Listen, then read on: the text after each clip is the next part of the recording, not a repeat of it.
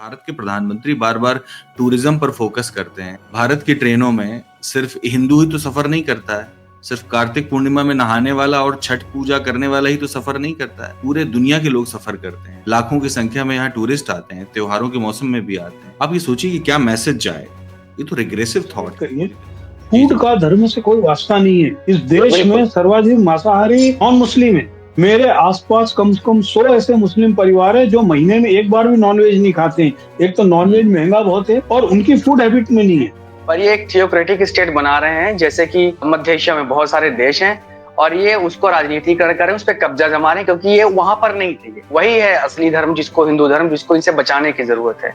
ये उसका एकदम इस्लामीकरण कर रहे हैं। जैसे इस्लाम में होता है जो पॉलिटिकल हेड होगा वही धार्मिक मामलों का भी हेड होगा और वही कानून भी चलाएगा और वही न्यायालय भी चलाएगा। नव हिंदू हैं, उनको मिर्ची लग जाएगी। वाल्मीकि रामायण ही पढ़े। वाल्मीकि रामायण में ही स्पष्ट है कि रामचंद्र जी खुद नॉनवेज खाते थे। हिरण का शिकार करने के लिए कौन जा रहा था? हिरण का शिकार कोई उनको शील्ड लटकानी थी अपने घर में कि भोजन के लिए करना था? मैं कह दूं कि बाबा का गांजे से क्या संबंध है? कोई भी बाबा जो है गांजा पीता है तो गांजे से उसका क्या संबंध है? उमर सेंस की इतनी खूबसूरती थी कि वहां पर कौन जात और कौन धर्म का आदमी जा रहा उसका कोई रिकॉर्ड नहीं होता था। कोई रिकॉर्ड नहीं। वो ओपन फॉर ऑल। कुंभ का मतलब ये था कि हम एक समय एक नदी में सब एक साथ स्नान कर रहे हैं और हमारे सभी जाति, धर्म, संप्रदाय, आर्थिक स्थिति सब एक साथ समाहित हो गई।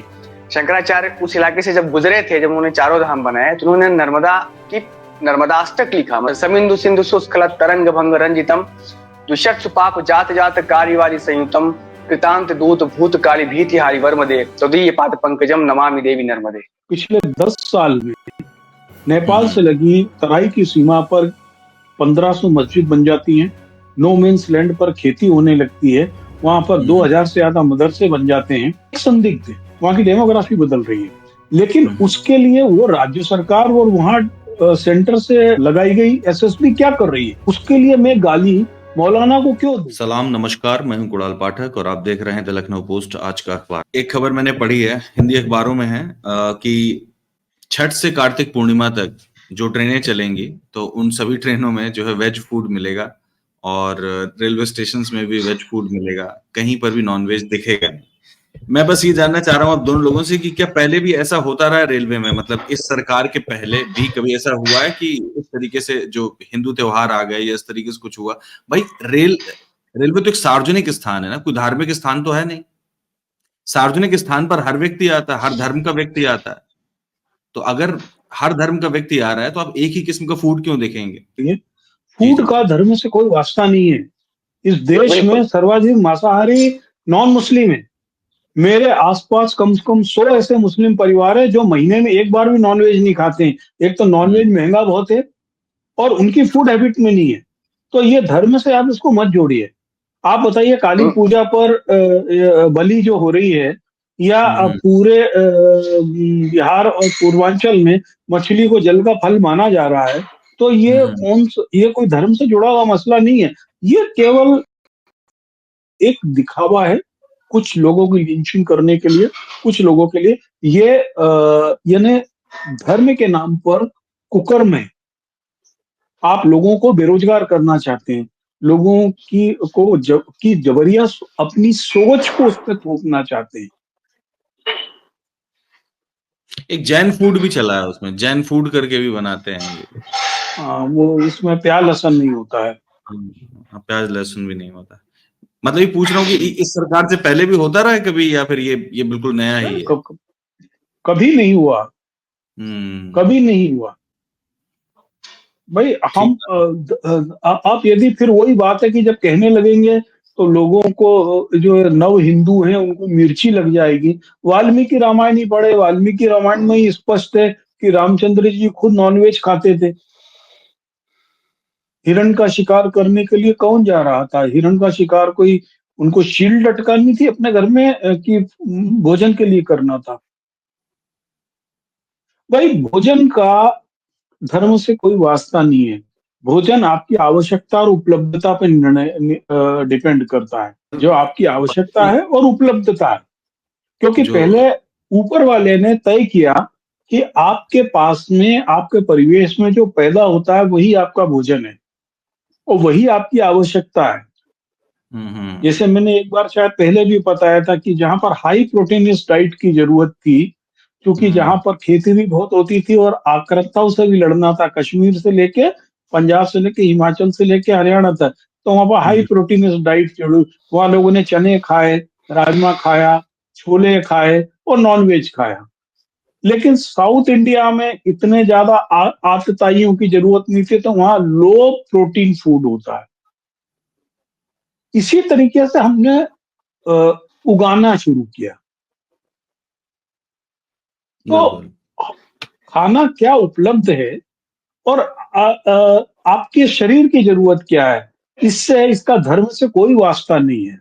कह दूं कि बाबा का जी। गांजे से क्या संबंध है? कोई भी बाबा जो है गांजा पीता है, तो गांजे से उसका क्या संबंध है? तो ट्रेनों में अब गांजा भी बेचो आप।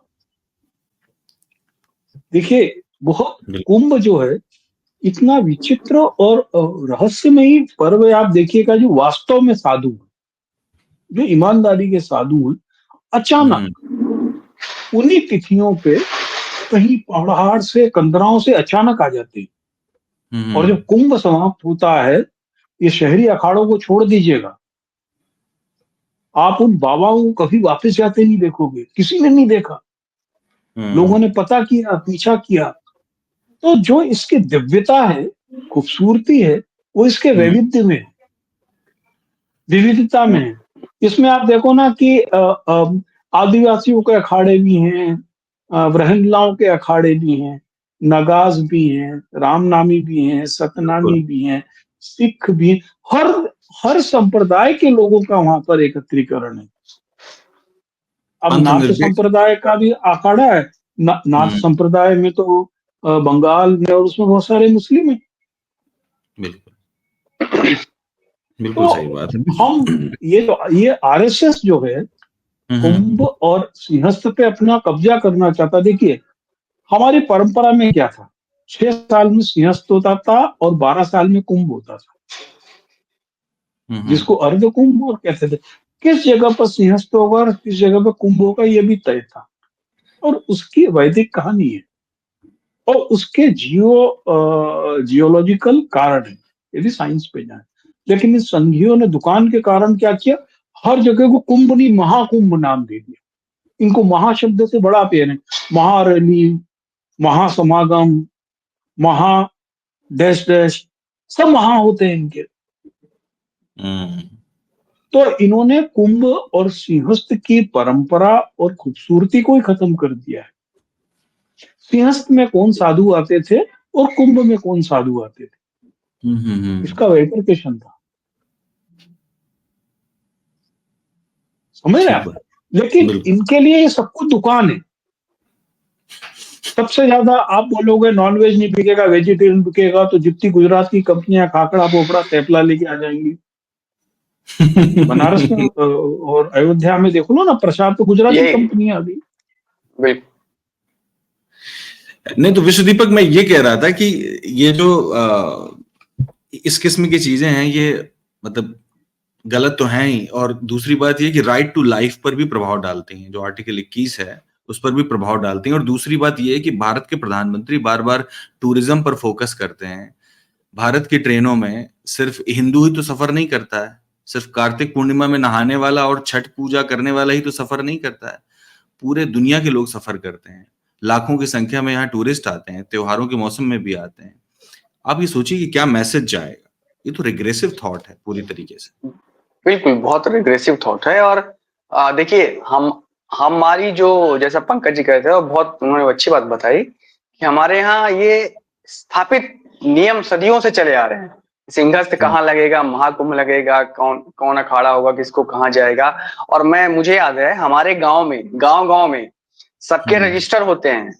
जब आप गांव के लोग, मुझे याद है मेरी दादी जाया करती थी कुंभ नहाने, तो उसके मेरे परिवार की पूरी जानकारी, वहां पे जो लोग हेल्प करते थे, उसकी जो पंडे होते थे, जो भी था, पूरी जानकारी उनके पास होती थी। और उसी के हिसाब से वो तंबू अलॉट करते थे।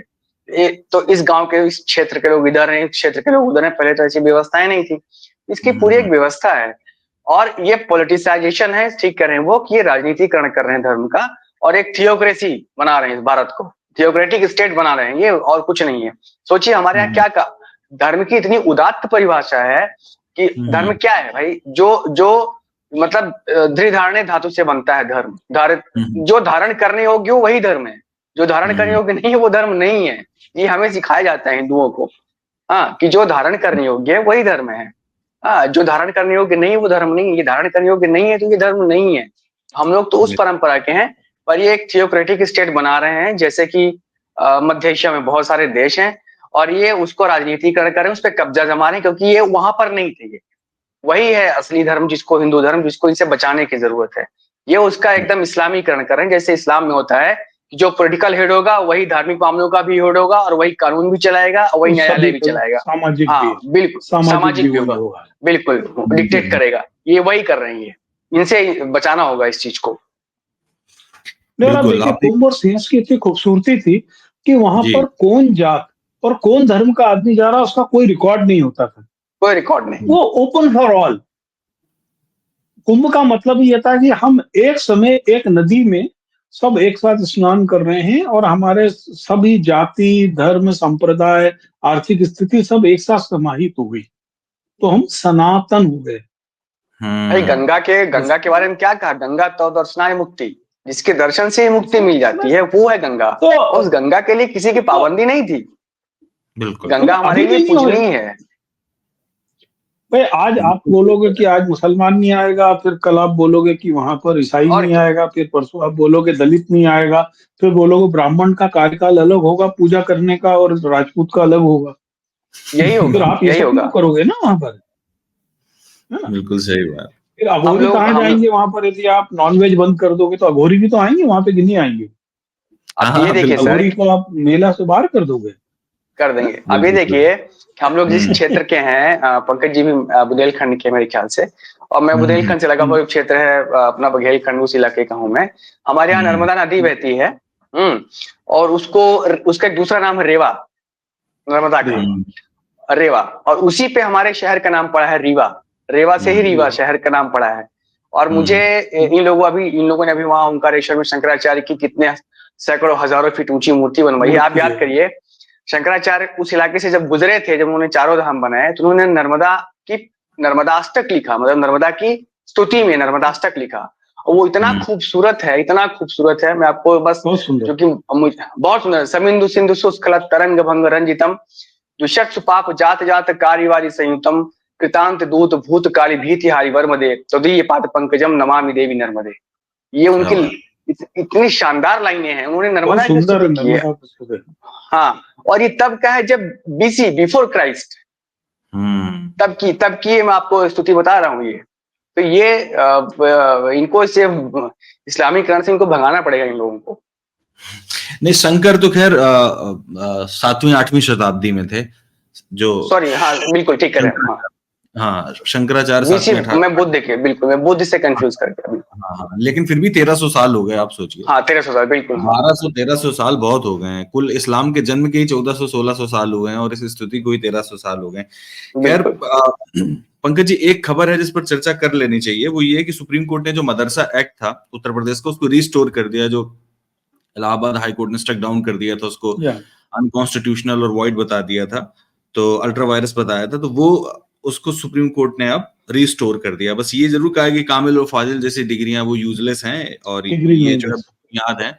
और इस तरीके से भारतीय संविधान का अनुच्छेद 25 से 30 तक जो है, 25, 26, 27, 28, 29, 30, सबको रिस्टोर कर दिया है, जिसमें धार्मिक स्वतंत्रता है, अपने धर्म के हिसाब से एजुकेशनल इंस्टीट्यूशन और अदर इंस्टीट्यूशन चलाने की स्वतंत्रता है। इसको रिस्टोर कर दिया। ये तो एक बेहतर चीज है, कम से कम एक मैसेज तो जाएगा ही।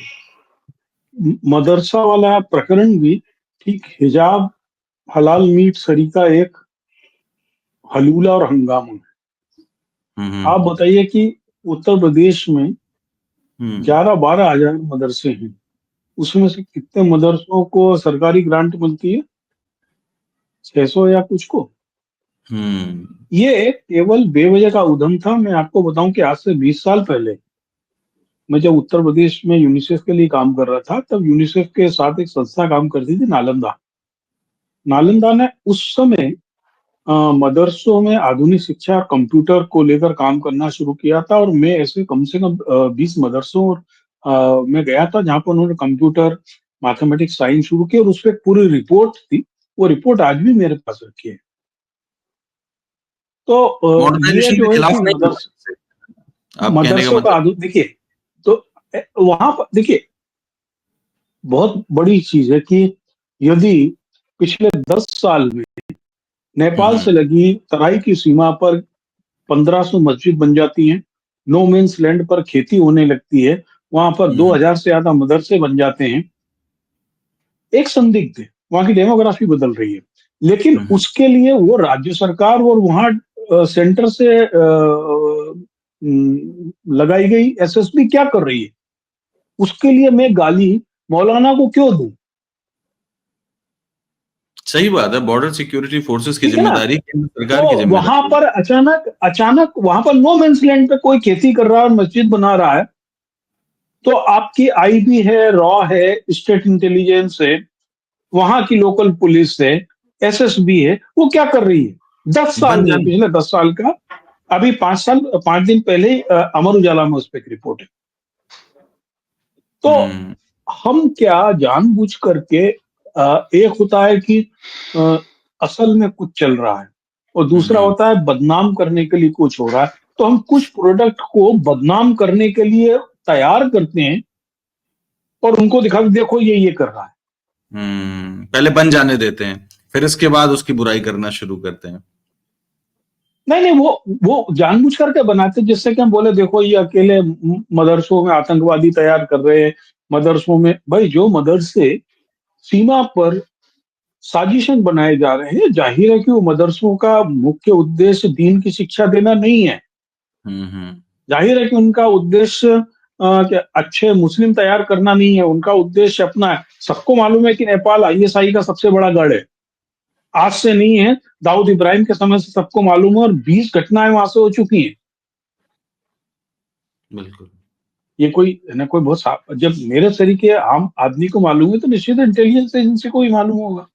और फिर वहां पिछले 10 साल में योगी राज के दौरान, मोदी राज के दौरान, यदि वहां पर इतने अधिक संख्या में मदरसे और मस्जिद बन गए, तो हम उन मदरसे और मस्जिदों की तुलना उन मकतब मदरसों से क्यों करें जिसके अंदर बहुत अच्छे लोग निकल के आए? मेरा एक दोस्त है, मेरा कुलीग रहा, जोरहाट का रहने वाला है, आ, आ, मुस्लिम नहीं है, उसकी बड़ी एक बहन डॉक्टर रही, गुजर गई बड़ी उम्र में, और एक प्रोफेसर है, और वो दोनों का बचपन का एजुकेशन जोरहाट के मकतब और मदरसों में ही हुई, क्योंकि वहां पर उस समय स्कूल नहीं थे। ऐसे मेरे पास में कई उदाहरण हैं। तो हम जानबूझ करके नेपाल की सीमा पर इनको कौन खड़ा कर रहा है? यदि संताल परगना में बहुत बड़ी संख्या में इंटरप्रिटेशन हो रहा है, यदि वहां पर बांग्लादेशी आ गए, तो झारखंड की तो कोई सीमा नहीं लगती है बांग्लादेश से। बिल्कुल नहीं लगती, है ना? सही बात। तो असल मसलों को हटाने के लिए ये इस तरीके की चीजें, और एक बड़ा प्यारा सा ऑर्डर है। मियाँ भी खुश और शिशु मंदिर भी खुश, है ना? सही बात। चंदू चाचा बहुत तेज हैं, वो राज्यसभा से बड़ा चीज लेंगे, कुछ देखना।